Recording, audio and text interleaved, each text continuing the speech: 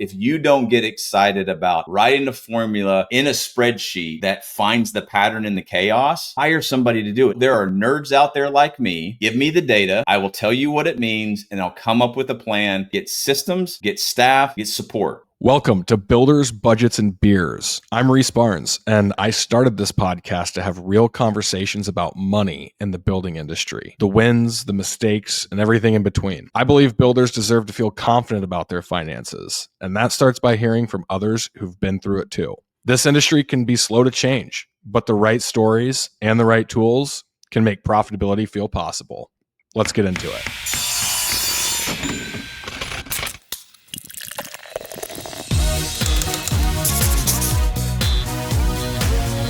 Mics are hot. We're live. Here we go.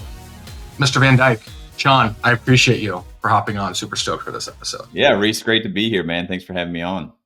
Of course. You're always welcome. For the listeners that don't know you, albeit you have quite a solid following, give them a little background on Shawn Van Dyke, who you are, what you do. We'll start from there. Yeah, I'll give you the short elevator pitch. So out of college, got a couple of degrees in engineering, went civil engineering route, and then got my master's. So, I'm pretty old. So back in the day, if you weren't really smart, civil engineering kind of covered a lot of the bases. Like when I graduated college, there weren't any construction management programs. I probably would have gone into that. But anyway, civil engineer. Then got my master's in structural engineering because I thought I had an architect tell me once when I was in high school. He said, "Well, what do you want to do?" And I said, "Oh, I want to build stuff. I want to be an architect." And he goes, and this was an architect. He'd been in business 30, 40 years. He goes, "If you want to actually build something, you want to be an engineer." Yep. An architect, you're going to push a lot more paper for the first 10 years or whatever. And I was like, "Oh, okay." And I didn't know. So he said, anyway, went the engineering route. Structural engineering, because that really got into the nerdy side, because I'm a super nerd. But then after about 7 years of practicing engineering, I realized I didn't know actually how to build anything. So then that started my journey of, I guess you could say, I thought I was getting experience, but you could probably call it job hopping. Ended up working for a commercial contractor on the project management team, then worked for a real estate developer, traveling around the countries, building Lowe's, Walmart's, Targets, big box development, that whole thing. And I absolutely loved that. But about that time, I had been married for a couple of years, had a couple of kids, and my wife was like, "I'm glad you enjoy your job." But I was on the road 3-4 days a week. Right. And she was like, "This isn't going to work out so well for, being a husband and father." And I was like, "Okay." So started my first business as a construction management consulting firm. I live in Knoxville, Tennessee. So this was 2005. So I had a pretty good run there for about 3 years when people were still building a lot. And then banks stopped lending money to developers. So I had my contractor's license by then. So I kind of shifted, pivoted, and started a remodeling company. Did that for a few years. Ran that course, ended up becoming chief operations officer for a trim and millwork company. A buddy of mine owned it, and he basically came to me and said, "Hey, you're pretty good with numbers and on the business side." And he was growing his business, and he's like, "I got these big jobs coming up, and they're going to put me out of business because I don't know anything about the number side of it." So I went in there, and that's really where I kind of started just going all in on systems and data. And I think the engineering background really came out because I didn't have to do the work anymore. I was just in the office, from everything from estimating and, job costs, all of that kind of, we were figuring it out. We were building the plane while we were totally. So did that. We went from, I think I was the sixth employee. And then within 18 months, we had 22 guys out in the field. And actually making money. And so that was pretty cool. And then around 2016, got on Instagram and started, looking around and just realized I'd kind of done what I needed. There wasn't much left for me to do at that trim and millwork company, just because we found the sweet spot. It needed to stay in that sweet spot for a while. And I just wanted to kind of, I got this wild hair about, like, I think I can do these systems for other people. So hired my first business coach and became a business coach. I didn't even know what it was. jumped on Instagram and started DMing people. I couldn't do it. I couldn't start my business like I did back in 2016 because, we all get flooded with DMs and their bots and all that. But I mean, it was hours of me. Hey, you need help in your business? Getting people to talk to me on the phone or anyway. So that's kind of where that started in 2016. Money's on the other end of the phone, Shawn. Yeah.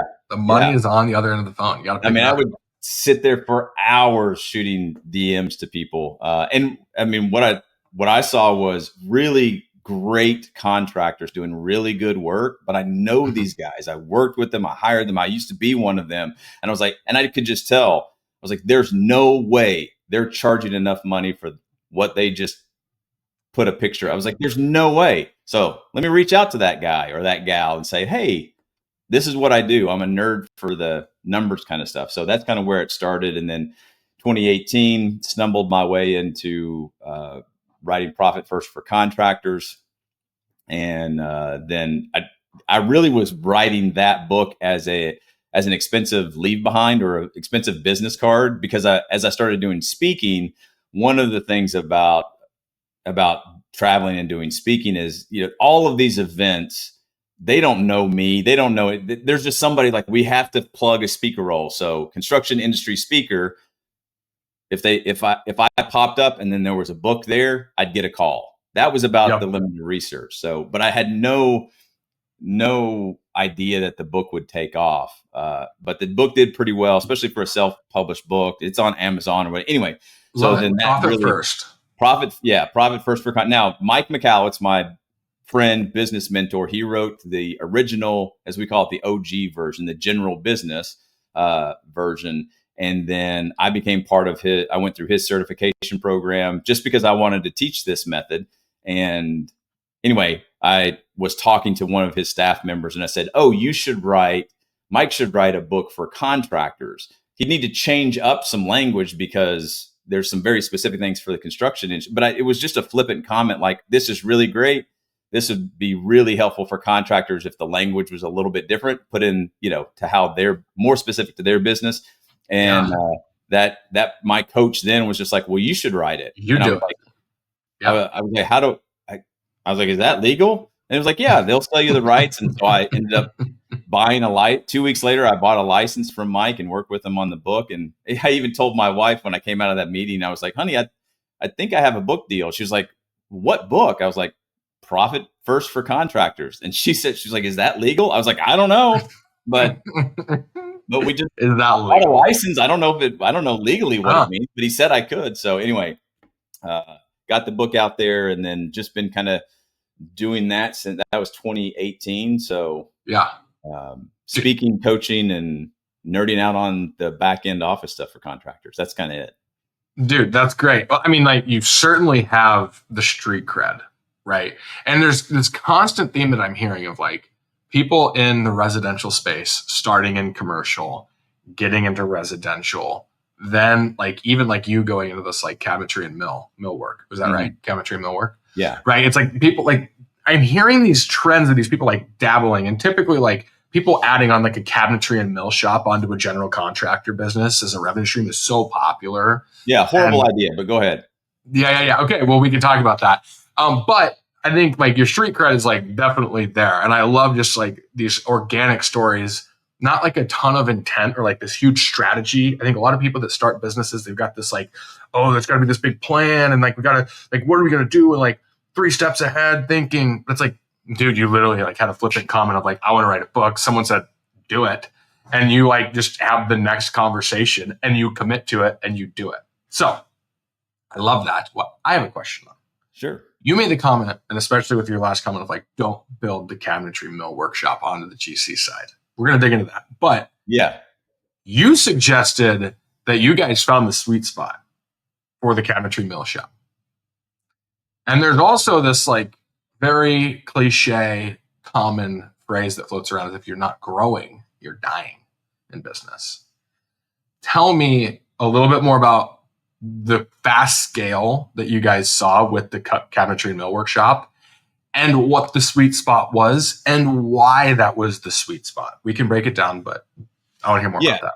So to start out, and I even told this to the owner. And by the way, that company now has over 50 employees. Doubled from that. And Great. yeah, and when I built this house a few years ago, that company came in and trimmed out my house. And what was really funny, when they sent me the proposal to do it, I was like, "Oh, I recognize that spreadsheet." They're like, "Yeah, Love it. It's still the same That's thing." awesome. Well, so approaching that sweet spot, it's, as I told the owner when I first got my hands on the business side of it, I told him, I said, "I'm going to look like a rock star for the next 9 months, because without any systems, any system is really, really great."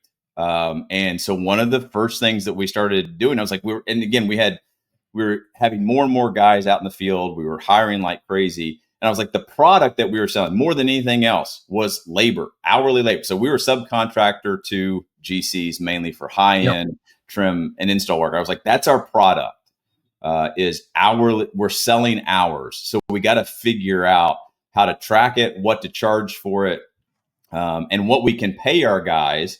So that's all I really focused on, was I just looked at it as like, what's the product we sell? Everybody else saw the end product. And what's really funny is even the people that worked at the company, even these guys could do all it. We couldn't afford our own product. That's how nice it was. Right. Sure. Right. People think they're like, "Oh, you do all this high end stuff." And I'm like, "Yeah, I'm not my customer. That's just the product that we produce." So we really focused in on that. And when we figured out, wait a minute, if we have 6, 10, 12, 15, 18, 20 some guys, we figured out the formula of the margins of what we needed to make on every hour that we were selling. Then you get 20 guys out in the field working more than full time. I mean, you start adding up those hours, you're just grabbing 1% here, 2% there, a few dollars there. It starts to multiply without changing anything else except selling it differently, charging a little bit more, finding other ways to be productive. And then just, on the tracking stuff, one of the stories that I tell a lot of times is, once we started tracking everything, like, for example, we sent out this estimate, we started tracking it, like every bit of labor I was tracking. Again, that was my job. So that's why we could do it. That was my job, of tracking everything. And I told the owner, I said, "Hey, got some good news and some bad news." I said, "What do you want to hear first?" I said, "Well, tell me the good news." I was like, "The good news is we are making a killing on the installation of crown." He was like, "Okay, awesome." I was like, "The bad news is we're losing money on all of the window trim install." And he was like, "Oh man, that's awesome." And I said, "Well, no. Wait a minute. Did you hear me? We're losing money on the window trim. Like, we're like not bleeding. Even we're paying them to install the windows." And he just turned to me, and this is what made him such a good business owner, is his perspective. He was like, yeah, I get the bad news. He was like, "But you're telling me, what I hear is, for the first time in the history of this company, we know where we're making money, and we know where we're losing it." He was like, "Okay." Love it. He just said, "It's your job. Now go fix it." And I was like, "Oh, okay." So the way that comes down to is like, oh, we can charge more. We have to charge more on windows. We had to adjust our estimating, so that if we got into a heavy window project with less crown molding, we were going to tank, right? So we had to balance that. We had to balance that out. So I don't know what the original question was, but doesn't matter, frankly, because the sweet. So we just started figuring out what was our product, and then tweaking little things, and then especially when it gets into manpower. Again, here in Knoxville, Tennessee, we ran out of carpenters to hire. When you go from 6 guys to 22 guys doing high-end stuff, there's only so many. And then even the good ones, they're just not a good fit for the culture and and all of that. So you learn your lessons for that. And you say, well, wait a minute, if we can hunker down here around this, this was 10 years ago, 12 years ago.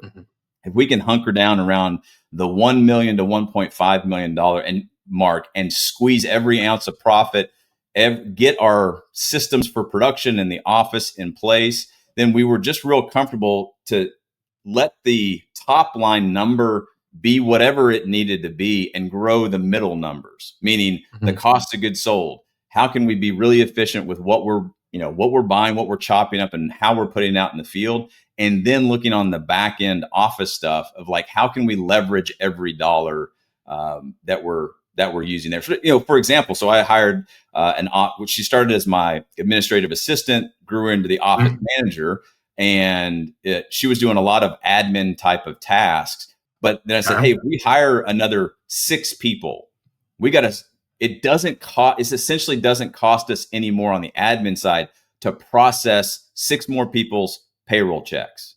If the system is set, you just plug it in, you're clicking, you go. And the reporting that we get from that, if the that reporting is expandable. We could add 600 people. It doesn't matter as long as the information flow is there. So we grew the middle margin so that we could finally see how much money are we making? And then in the part of that process too, the other part of growth was stop doing boneheaded stuff. We got 20 some guys that have all manner of experience. And when we would get a call to say, no, we don't, we can, but we don't do that. That's not our product. And then when people begged us, I was like, okay, and I tell people this still to this time, all the time. You want one of our guys to come out to do this thing. I'm not looking at it. For a small these are high-end homeowners that have very nice houses. Okay. It's $1,000 a day minimum. If he's there for 2 hours, it's $1,000. If he's there for 8 hours, it's $1,000. And some people are like, that's ridiculous.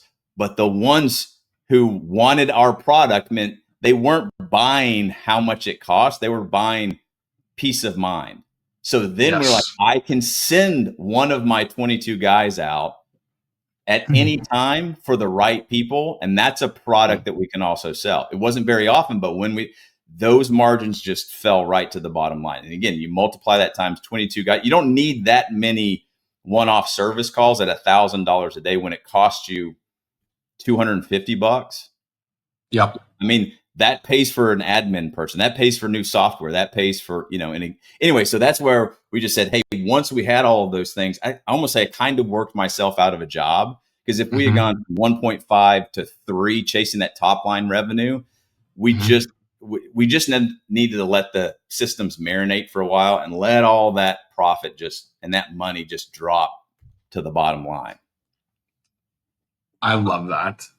There was a lot in there. And we can unpack it, because you semi answered my initial question as you were going through that, which was very helpful. The piece that I want clarity on is when your partner, the business owner, was stoked to hear that you were making money on Crown, you were losing your ass on windows, right? Or window trimming. I think that is an awesome perspective that every listener of Builders, Budgets, and Beers needs to take to the bank and start looking at that through the lens of their business of just, we know our numbers now. I don't care if we're losing and winning, because we were losing before. We just didn't know it. At least we know now, right? Tactically, what did you have to do to get to that point of knowing your numbers? Well, I think where'd you apply? So when I came into it, there were, as I mentioned before, there were 2 or 3 jobs that he had already sold. They were on the books, and he was very good at going on gut and got pretty close. Right. But but he knew that he didn't have his main thing was he's got to go get the staff. He's got to go recruit the people. He can't recruit, do the work, and run the business. And so to answer the questions, okay, he basically handed me, here are the 3 projects. They're coming up in, a couple of months or whatever. Let me know where we're at. So I took his numbers, and it's almost like I reverse engineered them to say, okay, if this is our price, here's the scope. His scope was in some of these projects, I can remember one of them I think it was $250,000 of just labor in a room. It was in a great room, brand. Yeah. It was 13-piece coffered ceiling, cherry wall. You saw that it was only stone and wood in this entire room. Insane. Okay, sweet. Yeah. So we spent, it's 4 guys, 6 months, whatever it was. Right. And so whatever the price was, that's what we had sold. I had reversed engineered to say, okay, if this is our price, take out the margin that I think that we need. And then what are our costs? What are, and just worked back and said, okay, and then broke it down to blocking, the ceiling, the walls, the shop work. And I just kind of reversed engineered it back. And I said, oh, okay, if this is the price, then this is how much shop time we have, how much labor we have. And we're going to put 4 guys for X number of months or weeks or whatever on this project. So that gave me a baseline to say, okay, it's probably wrong because it was kind of a guess or a gut feel, but now we can track against it. And this is one thing that I find a lot when I'm dealing with the clients that I coach now is to say, okay, you have some data and you didn't make any money on it. But that data is really helpful because if you've tracked certain things, how much did you miss it by? 20%, 15%? What? Okay, just add that on there, reverse engineer what it should have been because the next project's coming up and you can price that one correctly. So that was kind of the key of just reverse engineering, getting to a baseline to say, okay, this is just what the math, if we were going to make money, this is where it's at. And then we're like, oh, whatever it was, 6 guys for 6 months on this project. And it turned out we needed 6 guys for 8 months. Okay, there's my number. And that number was comprised of window trim, wall treatment, case, base, crown, shoe. And I just broke it all down and said, okay, if we were to reprice this again, because we know how much time we spent, then the next project that these are now our unit prices. 2 questions. Yeah. First, you're telling me that builders aren't already doing this. And second, some are. Okay, go ahead. Some are. This seems like just like you could solve a lot of heartache, whether you're starting a business or you're 15 years into it, to just do this exercise and just take the baseline and understand what it is we're doing. The second piece is like, then what did you need to do to actually track the cost to find the areas of the bleed, i.e. the situation, molding is killing or crown is killing and window trim is bleeding. Like, how did you actually, like, we got the baseline. We know that we're like we're going to lose on this, but moving forward, how did you put the infrastructure in place to build that conviction and get to the point where it's literally just an equation? This is our cost. This is what the material is. This is what we have to make. Proposal out. Yeah. So what that practically looked like was a set of billing codes that we gave to everybody on the crews and in the office. We laminated them. We printed them off. Everybody had a copy in their truck. We put the billing codes in the job boxes. They were everywhere, right? And it was the way that we had developed. This is before we had cloud-based stuff and really cool stuff to make it a lot easier. It was, I designed a spreadsheet, printed it off. Everybody got a copy of it, laminated. It was everywhere. And the way that we approached it was like 100 level stuff, for example, was always the main floor, right? 200 level stuff was the second floor. 300 level stuff was the third floor. So if I'm installing, or if the guys were installing window trim on the first floor, it was whatever 110 window trim, right?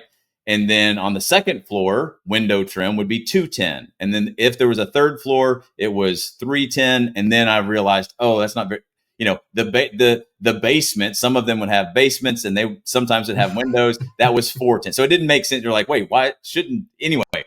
But very repeatable. So, and then we just had to train the guys and we tried to make it as simple as possible, but we needed this information because the products we were selling, we needed to know, we needed to know the SKU numbers on that. So we had to create them. And we told the guys, when you are getting ready, and again, this is production trim, right? So when we start windows, we're doing all the windows. When we start doors, we're doing all the doors, in general. So it's like, guys, and I don't personally like people clocking in and clocking out. I just want them to report their hours at the end of the day, at least for a production crew anyway. And so we would tell guys, okay, you worked 8 hours today. There were, 6 hours on 110, which was on the first floor, and 2 hours on 210 on the second floor. And I could tell, and the people in the office could tell, we know exactly what they're doing or where they're at on the job by the cost code, if that makes sense. And so every now and then we get something that was 410, and I'm like, wait a minute. Everybody else is on the third floor. Why is somebody clocking in down in the basement? And it was obvious. It was either an error or we had started that. Anyway, so nothing sexy. It was a laminated card that had the billing codes on there. And we tried to keep it as simple as possible. And so another part of that is said, if you don't know, or you think that this is a change, or you run into something that you think is outside of the scope, 999.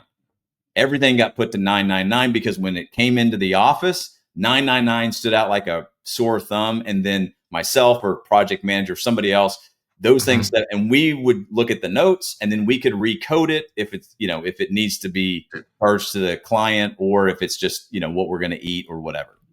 So again, nothing sexy, just laminated pieces of paper everywhere. You guys prioritized it. We had to. We didn't have any money. I didn't know if we had any money even to pay me. Okay, but here's the thing. You prioritized it. You held people accountable to it. You made it a company-wide, top-of-mind commitment, right? When you think about this, I actually go ahead. I would say never rant at me though. No, that's right. It might sound like that. And I'll say this again. This was my job. Like I wasn't the HR department. I wasn't, I couldn't train the guys on anything production wise. I was in awe of how our guys produced the work that they did. This was artists. What I'm saying is if I didn't belong there if this kind of information didn't come very quickly. And so I think where a lot of builders may struggle with this is they think they have to be the ones that master the data and the numbers. And I'm like, listen, if you don't get excited about sitting in front of a laptop, if you don't get excited about writing a formula and in a spreadsheet that finds the pattern in the chaos, hire somebody to do it. It's not yours. And it's okay. You can own the business just like this business owner did. He said, I suck at running the business, but I can still own the thing. And I'm like, that was my job. So I don't want builders to hear this and think like, oh, I got to do this too. No, there are nerds out there like me that just like these builders that are great. They are great. They can read the tea leaves emotionally to people. They know what to say in those tense situations with the customer to talk them off the ledge. Guess what? I'm not that guy. Right. I can sell. I've done plenty of selling and all, but I'm not the emotional cheerleader of the team. You don't want me to be that guy. Yeah. I am. Give me the data. I will tell you what it means and I'll come up with a plan to how to manipulate the data or to improve the data. That's my job. So if you're hearing this thing, I got to get better at the data. No, you don't, but your business does. So get systems, get staff, get support. And those three things don't have to be you. This is 100% the case. And where I was like, it does sound like there was the commitment. You were running the commitment and you were in a position, you were placed in the position by the person that had the vision, the authority, and the commitment to you to say, get it done, right?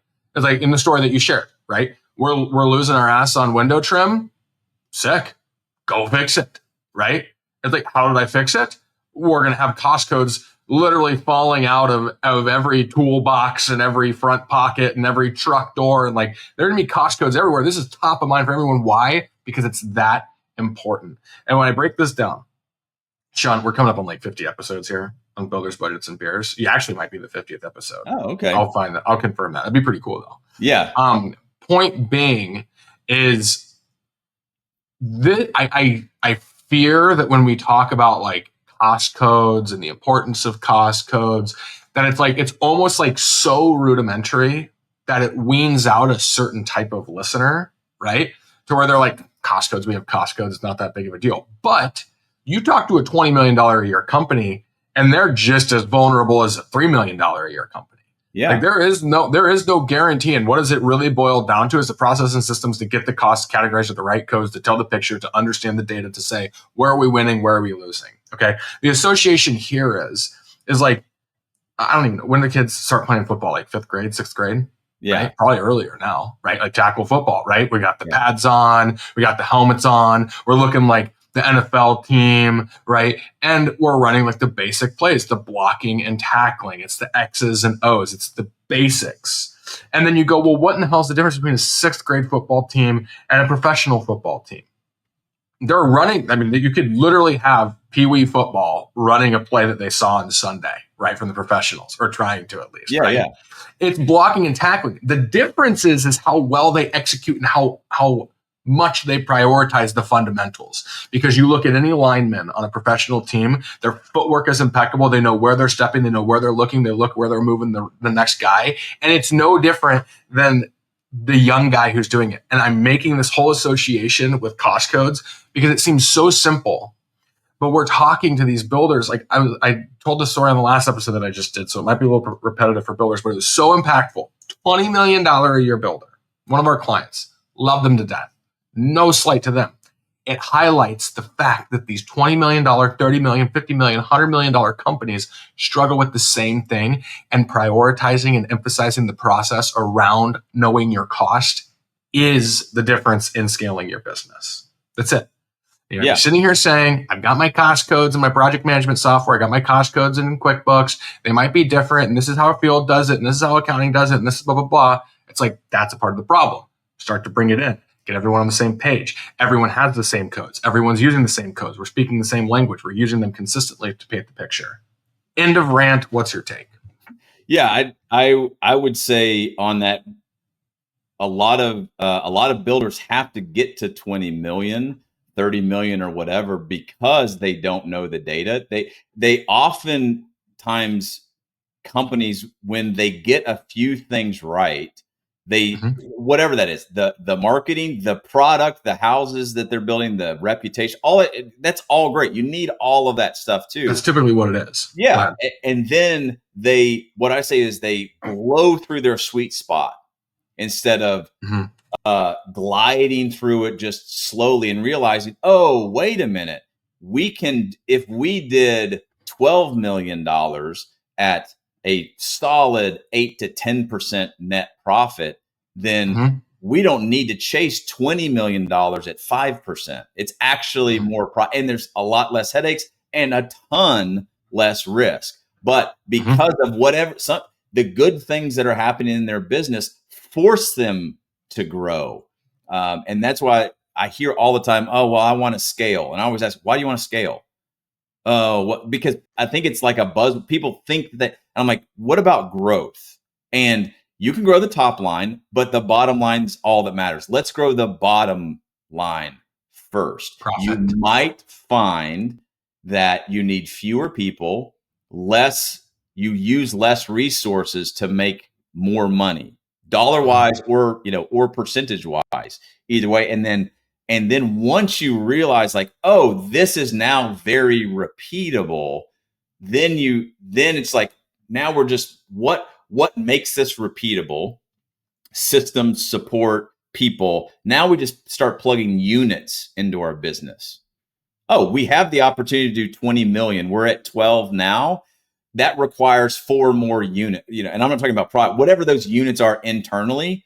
Oh, we're going to need another, like the way that it breaks down is like, oh, in order to go from here to there, I need 1.5 more project managers on a unit base. Great. That's what the data says. Guess what? You probably can't hire 1.5 project managers.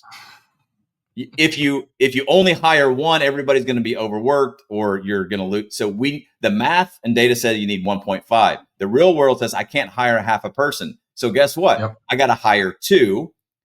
If I do 2, then I can't go to 20 million. I got to do 24 million.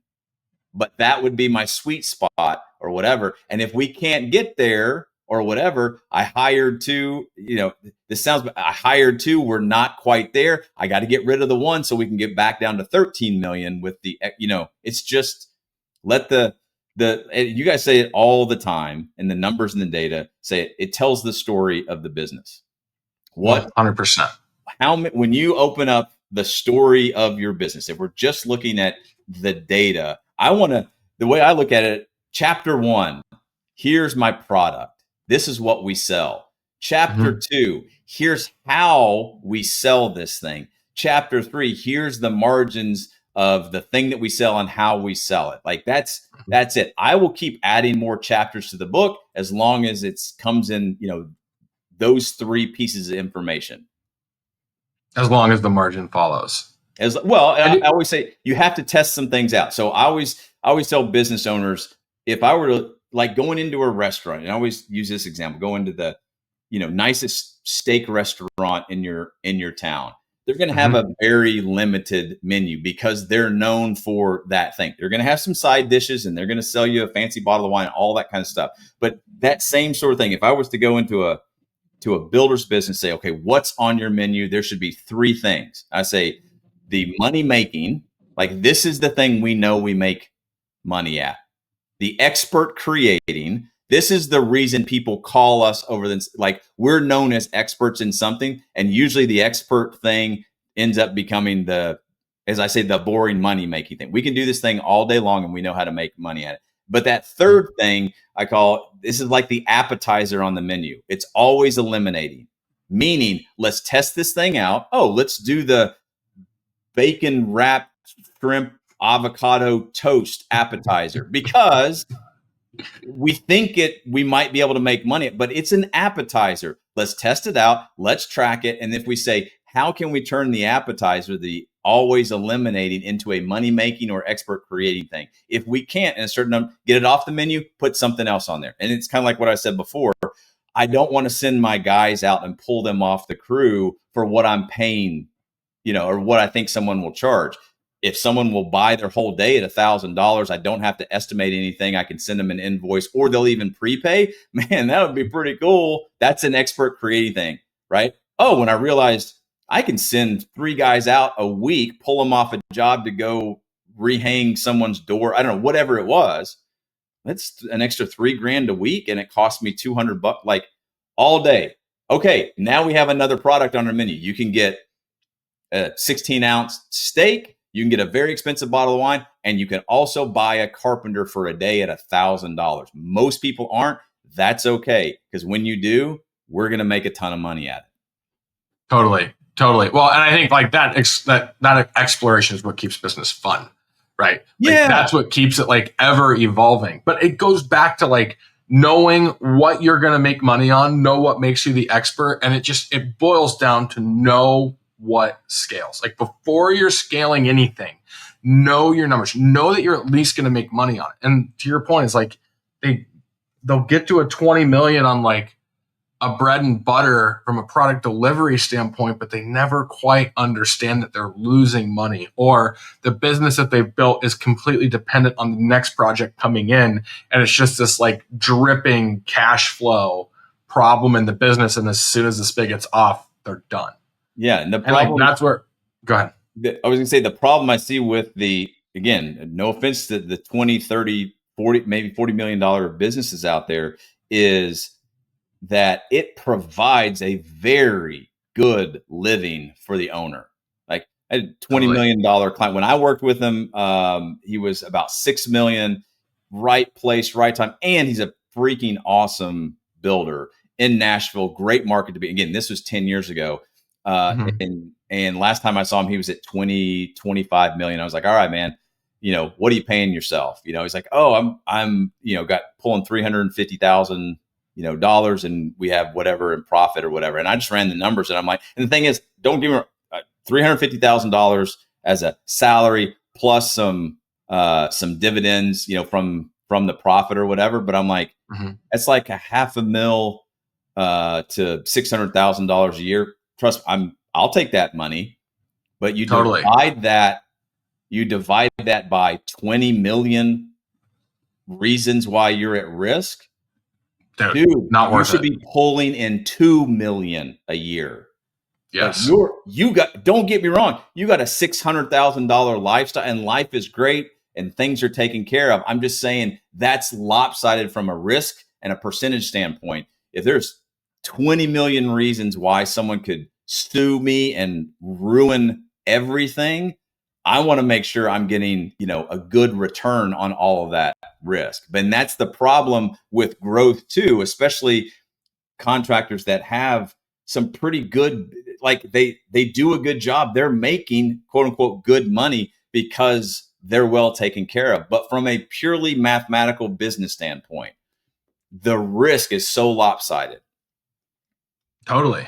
I mean, you start to sit there and you're like, I could reduce my risk and just dump money into the S&P and get a 10% return. Exactly. It's like if I'm not at least hauling in a 10% on the 20 million, like what am I doing? Yeah. It's like you're the one holding the bag. I know. I think honestly, this was big. I mean, we covered a lot. What would you just like leave like a cliff note, highlight, emphasis? What would you leave the listener with as we wrap up the episode?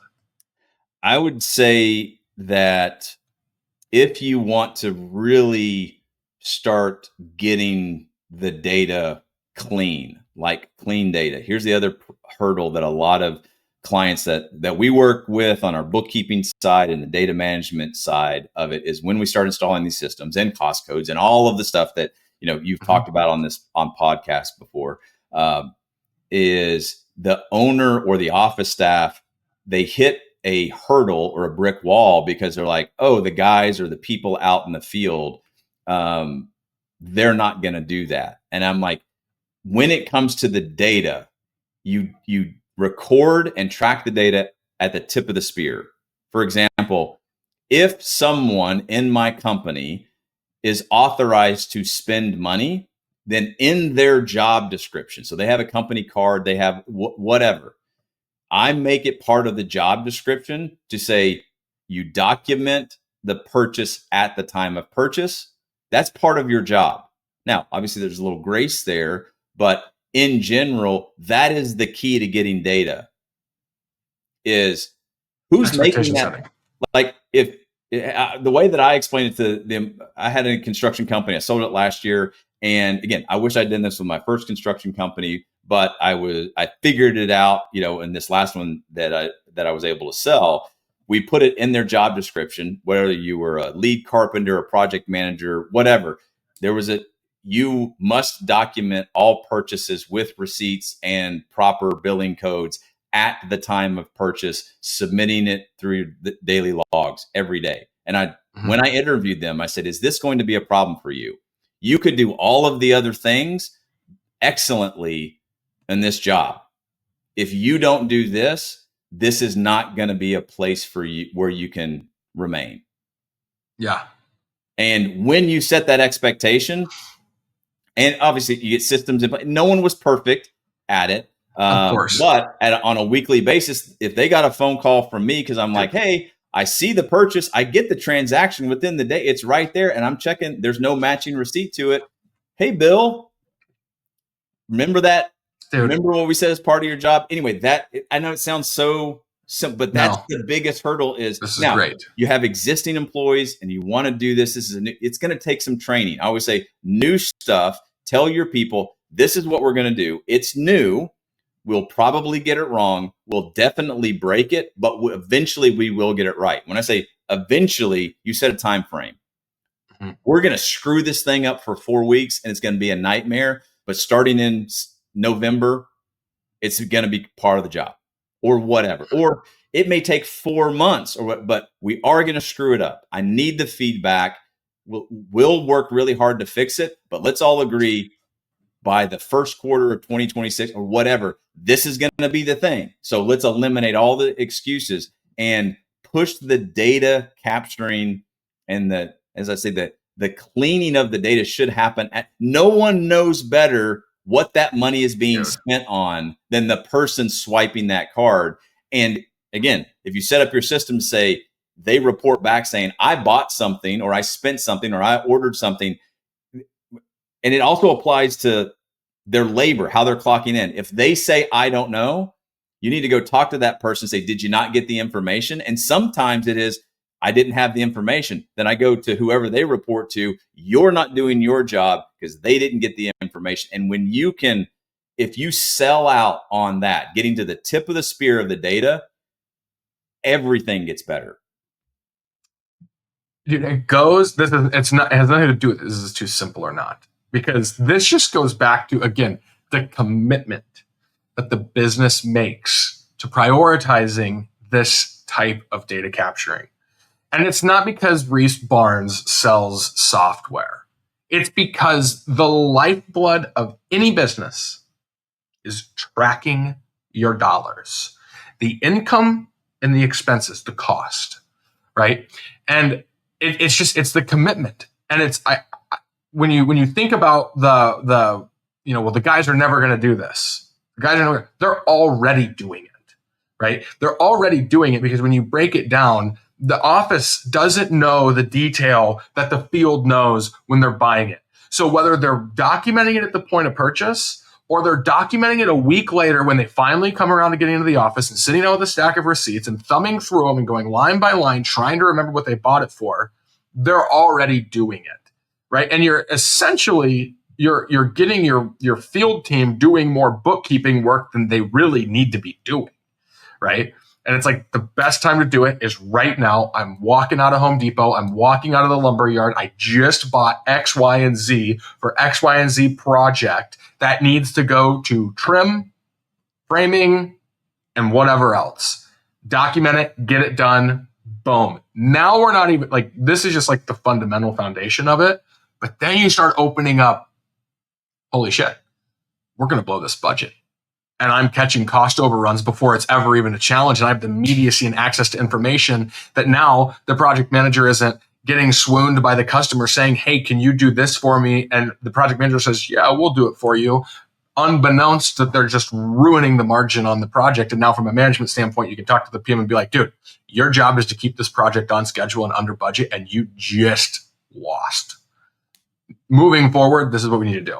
I digress. This was a hell of an episode. Go ahead. And I know because I've had these conversations with employees that they don't want to slow down from the production. They don't want to do the paperwork. They don't want to write the job code or the project on, no one does that. But the way that I kind of frame it is I will just tell them, I'm like, listen, here we're trying to be best in class, and your class can be different. You don't have to be the world's best contractor. You could be the best contractor in Southeast Knox County, where I'm at, right? It's not a hard, that would not be a hard thing to do. But what I'm saying, the way that you sell it to the guys is we hire, we train, and we foster professionals here.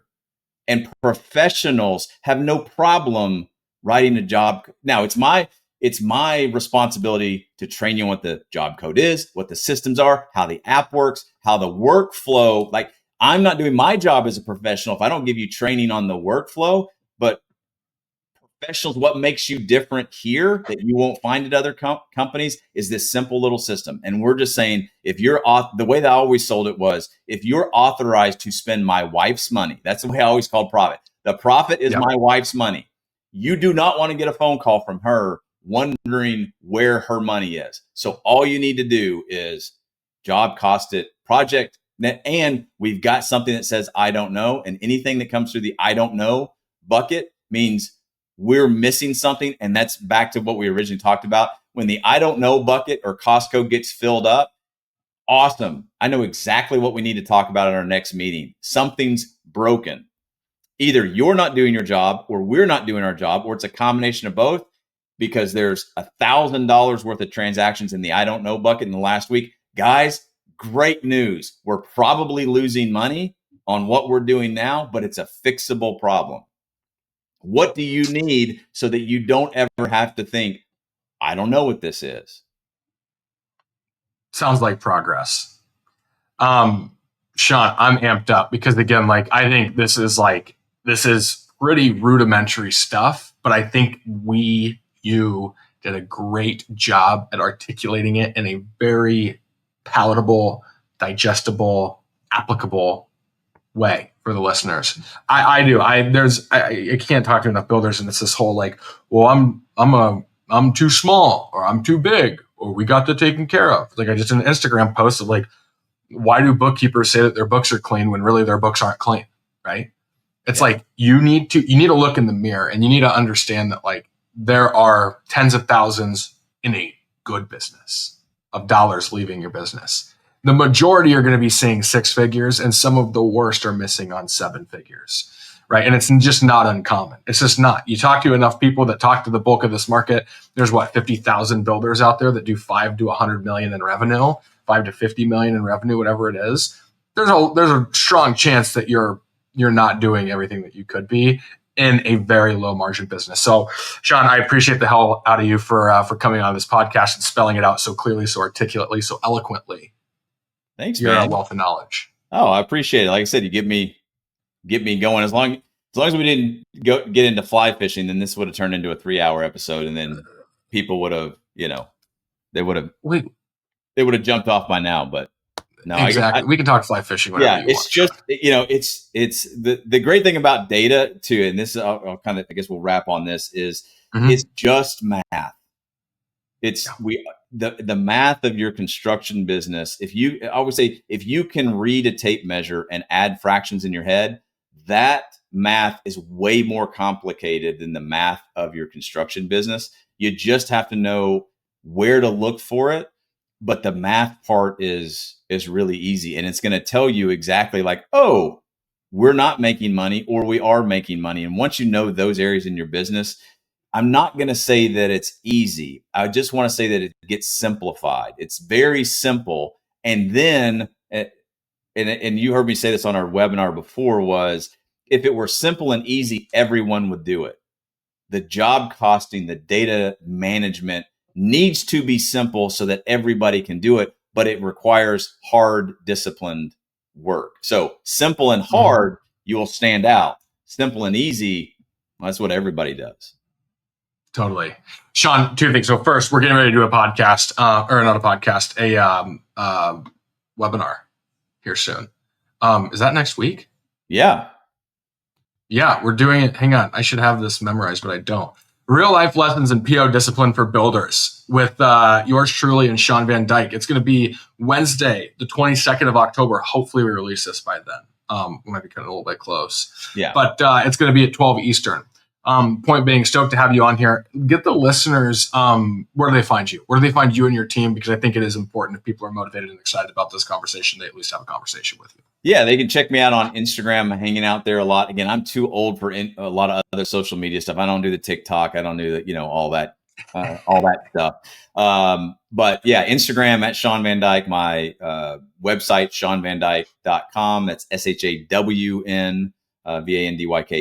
Got a YouTube channel, and my email, connect, CONNECT, at ShawnVanDyke.com. And then in beginning of 2024, we launched our bookkeeping services. And that's how we found Adaptive. Oh my gosh. I know that you say it all the time. Like, we don't want this to be a commercial for Adaptive. Love Adaptive. So we do bookkeeping and data management stuff. So if you want somebody to come in and plug in the numbers, we can help you with that. That side of the business is called Data Mule. Like, when it comes to the data, mule. let us carry the burden of that. So you can. I love that. You can check that out at Data Mule Agency or datamule.agency. So that's where you can find us. I love it. This is awesome. Shawn, again, you're a wealth of knowledge. I really appreciate the partnership that we've built here, the relationship we have. Thanks for coming on the show. Thanks for having me, man. Appreciate it. See ya. See ya.